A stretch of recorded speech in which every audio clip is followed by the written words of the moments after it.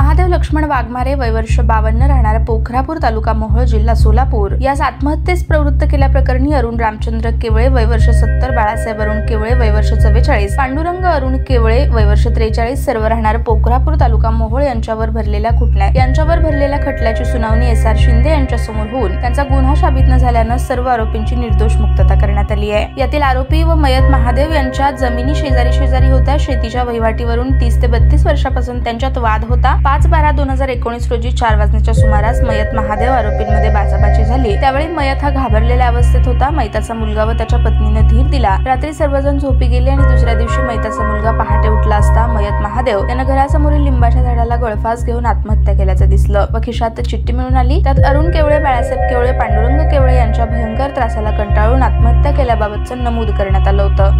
त्यावरून मयत महादेव यांचा मुलगा महेश याने मोहोळ पोलीस ठाण्यात फिर्याद दिली होती। दोषारोपपत्र सादर केल्यानंतर खटल्याच्या सुनावणीवेळी ॲडव्होकेट मिलिंद थोबडे यांनी आपल्या युक्तिवादात चिठ्ठीतील अक्षर मयताचेच अक्षर असल्याचा पुरावा संशयास्पद वाटतो असा युक्तिवाद मांडला। त्यावरून न्यायाधीशांनी सर्वच आरोपींची निर्दोष मुक्तता केली आहे। यात आरोपीतर्फे ॲडव्होकेट मिलिंद थोबडे, ॲडव्होकेट विनोद सूर्यवंशी, ॲडव्होकेट दत्ता गुंड यांनी तर सरकारतर्फे ॲडव्होकेट दत्तू सिंग पवार यांनी काम पाहिलं। ताज्या बातम्या पाहण्यासाठी प्राईम महाराष्ट्र न्यूज चॅनलला सबस्क्राईब करा।